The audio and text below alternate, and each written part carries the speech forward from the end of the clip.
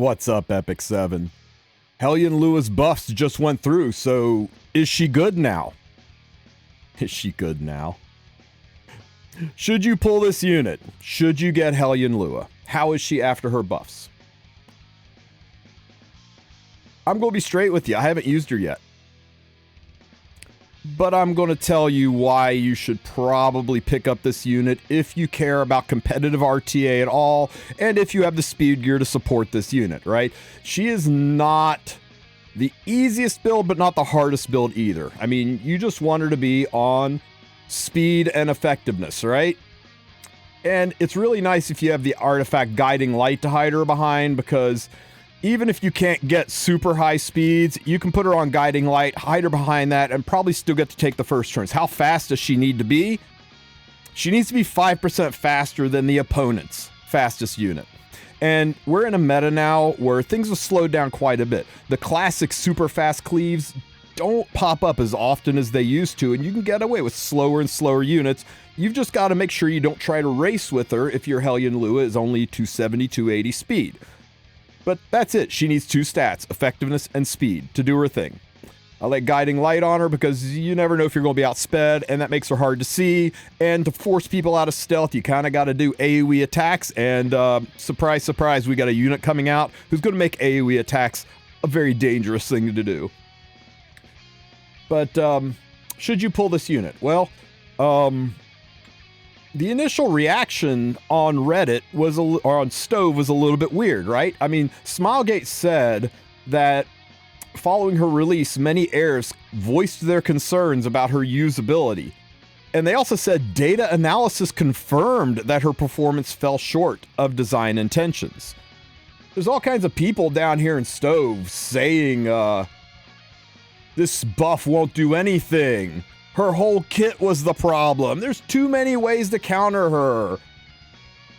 Wow, this is lame. Her passive needs a rework. Bad unit, terrible unit, right? Well, many of you don't know about this, but let me show you a little something. Let's wander over here to World Arena, the place that I don't spend too much time. That's why I'm going to back a lot of this up with data. Because a lot of the comments and counter comments, there's a lot of mudslinging on Stove about, hey, you're a silver player, how dare you voice your opinion? Or, well, you're a 3-time Emperor player, you're not speaking for the majority, you're speaking for the 1%ers. So I'm going to speak for the facts. I'm going to go with just the data. So let's click this match history button and pull up the Epic 7 GG site. And in this GG site, we can do a hero analysis. And let's just do a little hero analysis on Lua, the Hellion version. Let's see what we can find out about this unit. Pursuit season. This is her current season. Masters rank. She is kicking out a 50% win rate in Masters. The lower end of the pool, where people who don't have the best gear are playing. 50% win rate. How's she doing up in Champs? 51%. She's doing even better in Champs, where the majority of the players are playing. She is above 50% win rate. That is top 40 units in the game for win rate. What about an Emperor? 52% win rate. What about in Legend? In Legend, she has got a 61% win rate. It's the 35th highest win rate unit in the game currently. And that is an insanely high win rate. How insanely high is 61% win rate? Well, the unit everybody's complaining about, the unit everybody says needs nerfed, the unit that we're so glad that we're getting Child Senya to come out and fight against because Child Senya is such a devastatingly good unit. She has a better win rate than Harsetti. A significantly better win rate than Harsetti in Legend tier. About the same win rate in Emperor tier. Here's the thing, guys. This isn't just her win rate after the buff.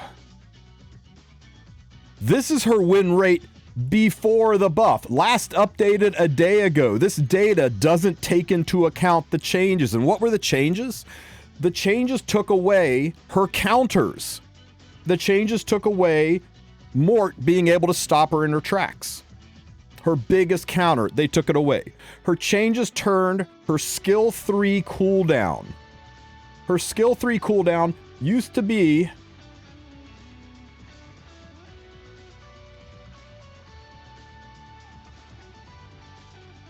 Let me just pull this up and show this to you. Her skill 3 cooldown used to be a 4-turn cooldown.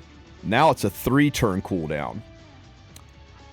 And she is a unit who cycles fast and is fast. What are some other units that have a 3-turn skill cooldown, guys?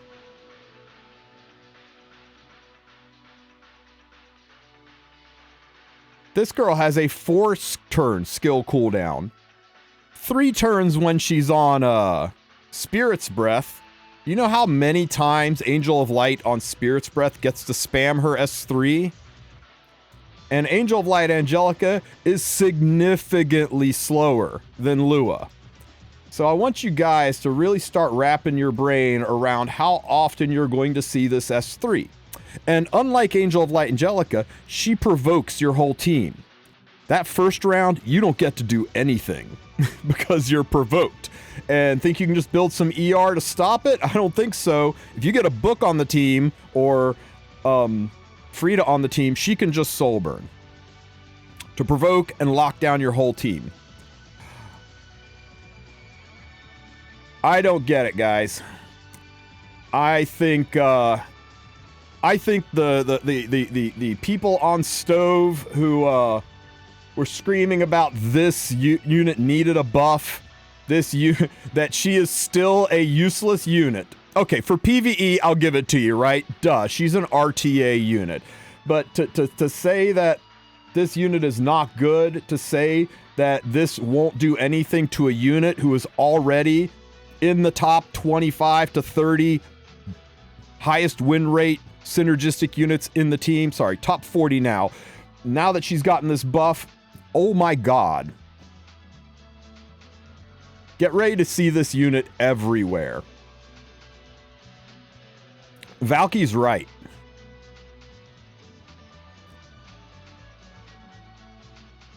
Here's the thing. Smilegate says, after Air's voiced her concern and usability, they analyzed the data to confirm that her performance fell short of intentions. What data analysis confirmed that she was falling short? Because the data analysis, well, the data analysis shows that she's one of the top win rate units in the game. In RTA, prior to her buff, that she's one of the highest win rate units in the game. Oh, I know what data confirmed that her performance was falling short. The poll data confirmed that her performance on the banner was falling short. Because let's be real, the only reason they do these mid-banner buffs is the unit's not selling. A couple of smooth-brained people went out there, probably the same people that said Albedo needed a buff, and they went out there and said, this unit's no good, when she's out there dominating an RTA from the people who used her and figured out how to play her. And like Albedo, it turned out that she was incredibly powerful, meta-defining, and changed the direction of a season. Here's the difference. Unlike Albedo, Smilegate actually buffed this one. So have fun with that. I think if you take RTA seriously, if you want to be able to perform in RTA, you need this unit on your team. I think if you don't have this unit on your team, you're going to have a much harder time playing the game. Now, it's true, there are units coming out that will probably counter her. It's true that there are units currently in the game that do counter her, but that's the hallmark of being a balanced unit. I'm not saying she's unstoppable by any stretch, but numbers don't lie, and the numbers say she was already incredibly good, and they changed her to make her better. Even people who don't think the buffs went far enough will all agree they made her better than she was. Better than a 62% win rate? Yikes. So yeah, should you pull this unit? If you have the means, I say yes. If you want to play it safe, give it a couple of more days. Let the RTA players experiment. I'm certainly going to watch some streams. I'm going to check out Elf Mage and Valky and Sue. Well, Sue hasn't pulled her yet, but I'm sure he'll get her. Sorry, Sue. I'm going to watch all of the content creators playing this unit and see how well she performs in RTA. But I suspect this is going to be a dominating force in the game this season. And if you're missing out on her, you're going to be hating not having this girl on your team. That's all I got to say.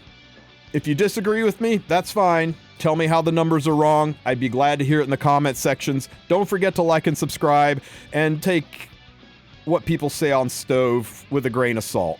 Look at the facts, look at the data before jumping to conclusions. Have a good one, Epic 7.